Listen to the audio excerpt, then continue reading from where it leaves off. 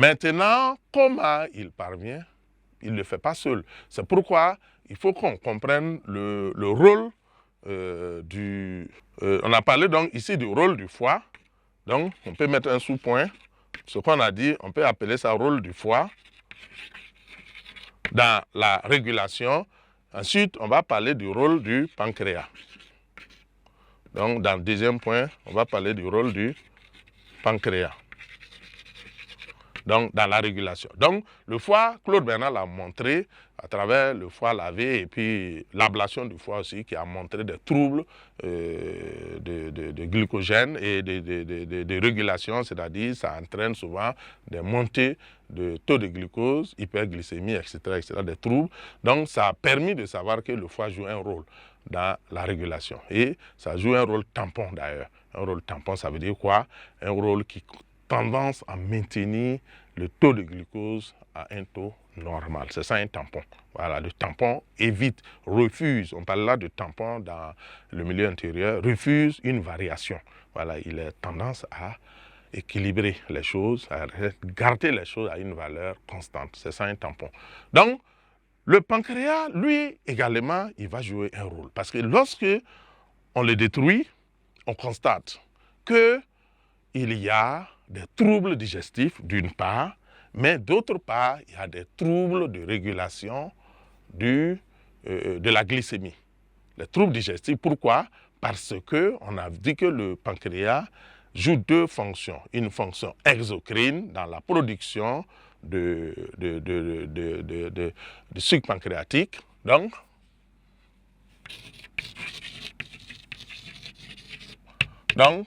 sécrète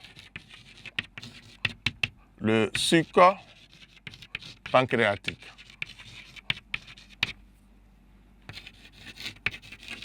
Donc, ce sucre pancréatique qui intervient dans la digestion.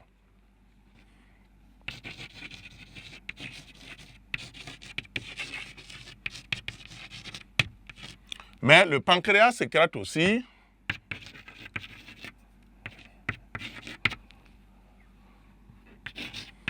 l'insuline et le glucagon.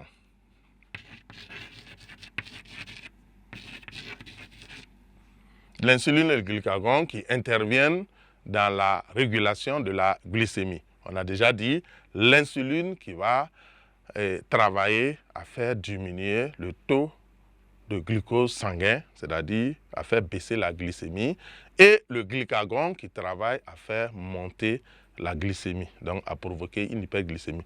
Donc vous voyez que le pancréas joue les deux rôles. Donc un rôle exocrine dans la digestion, fonction exocrine dans la digestion, parce qu'en produisant le sucre pancréatique, voilà, donc, qui va découper les grosses molécules de protéines en petites molécules. Donc, ensuite, sécrète à travers donc, les îlots de l'ingérence, le pancréas endocrine, l'insuline qui contribue à faire baisser la glycémie et le glucagon qui contribue à faire monter la glycémie. C'est pourquoi, lorsqu'il y a problème de pancréas, j'ai parlé de troubles digestifs, mais aussi ça provoque le diabète. Voilà, parce que ça provoque le diabète, parce que s'il n'y a plus d'insuline pour faire baisser le taux de glucose, on va avoir un taux élevé, une hyperglycémie permanente, et c'est ce qu'on appelle le diabète. Voilà. Donc, ces deux hormones donc, sécrétées par le pancréas endocrine interviennent dans la régulation de la glycémie. Donc, on va surtout retenir ça. Et bien sûr, pourquoi maintenant? Quel est le lien entre le pancréas et le foie? On pourrait dire que le pancréas travaille de concert avec le foie pour donc la régulation de la glycémie.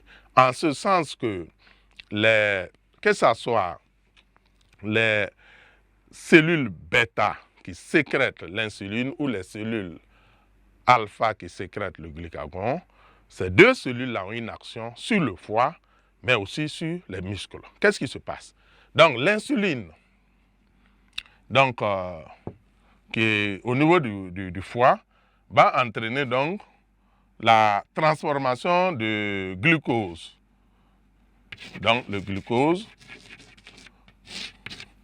donc dans le foie bien sûr, l'insuline sécrétée par les cellules bêta, arrive au niveau du foie, bien sûr, par voie sanguine, puisque c'est une hormone, va agir sur les cellules du foie et va donc provoquer la transformation donc, de glucose en glycogène.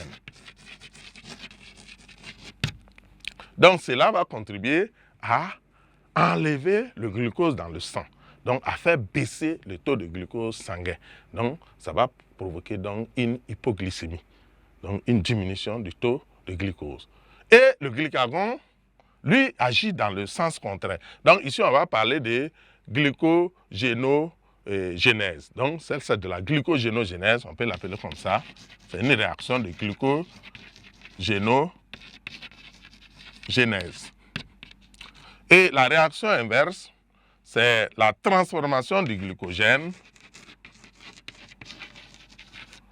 en présence maintenant du glucagon. Donc, le glucagon qui est toujours sécrété, qui est sécrété par les cellules alpha. Donc, le glucagon va être sécrété et va agir au niveau du foie pour transformer, cette fois-ci, donc, le glycogène en glucose. Donc, ça, on va appeler donc la glycogénolyse. Donc, glycogénolyse. Donc, ça veut dire que ça va transformer le glycogène en glucose et ça va faire augmenter le taux de glucose. Donc, ça va provoquer une hyperglycémie.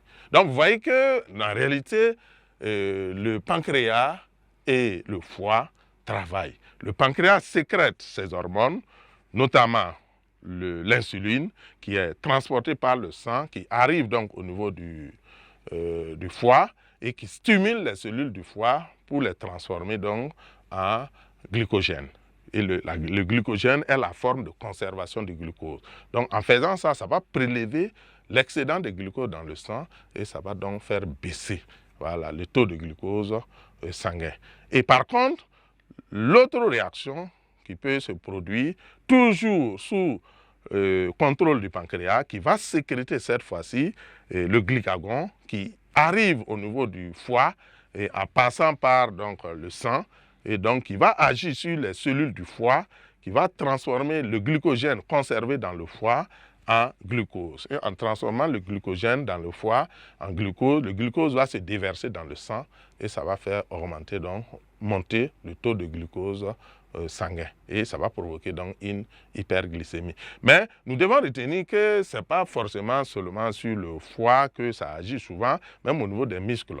Notamment l'insuline, notamment le glucagon peuvent agir aussi pour bien sûr faciliter. Et souvent quand l'insuline est sécrétée, ça va donc inhiber l'action donc de transformation donc de glucogène donc en glucose. Et l'insuline va jusqu'à provoquer ce qu'on appelle la glycolyse, c'est-à-dire la destruction même des cellules du glucose. L'insuline fait ça aussi. Et par contre, le glucagon va prendre le chemin contraire, il va favoriser surtout la transformation donc, de glycogène en glucose et va bloquer les réactions donc, de destruction, mais favoriser tout ce qui va aller dans le sens de mettre du glucose dans le sang et ça va faire monter le taux de glucose sanguin. Donc voilà ce qu'on peut dire donc à ce niveau.